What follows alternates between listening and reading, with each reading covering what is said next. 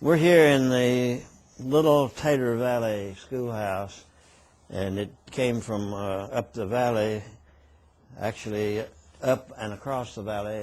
There's two Tater Valleys up there, Little Tater Valley and Big Tater Valley. And the people in Big Tater Valley sort of look down on the ones in Little Tater Valley, they say. But this school was built in about 1805 by a fellow pioneer by the name of Crockett Skeens, and it served as a school in that area that was known as Bull Run. Actually, the people called it Bull Run Creek. They added the redundancy on the up north. It's the Battle of Bull Run. Here it was Bull Run Creek, and the Bowers, I believe it was the Bowers family that moved in after the school was closed in the 1880s. They built a larger school. So she and her husband had two children when they moved into school, and while they were living there, they had 13 more children. Then they moved out, and there was, based on little research I did, there was a total of 8 other families that lived in this school, in this building at one time or another. And during that time, and I can remember in the 1930s and 40s, a lot of people moved quite often. In fact, the Roses over here, Carlock, Russ and Nancy Rose, moved 17 times in 18 years. They were always like Jeter Lester looking for something a little better. But when I first saw it, it belonged to a fellow by the name of Edgar Keck, and it had fallen down.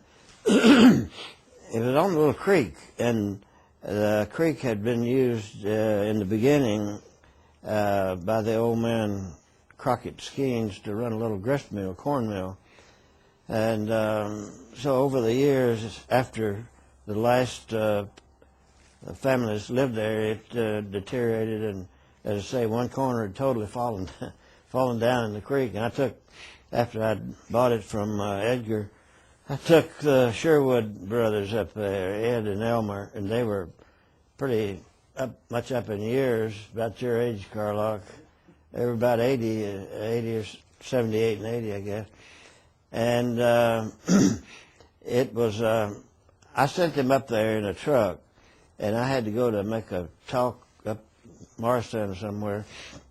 Well, and back then I would go with them a lot of times to help take the buildings down and so forth. And that time I just went by and I told them I only had a few minutes, and boy, they were so mad when I got there.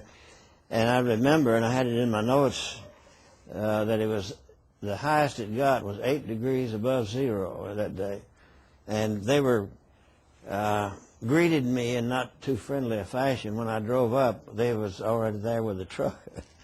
And all three of them, John Eckerly was the truck driver, all three of them talking at the same time. You sending us up here in this mud and dirt and the stream, the old building's falling down, it's all rotted, and they just on and on and on. I said, well, you all do the best you can. I've got to go. And they weren't too happy, but we got it back in pretty good condition. In fact, I think in real good condition. As a matter of fact, some of the people who attended the school, who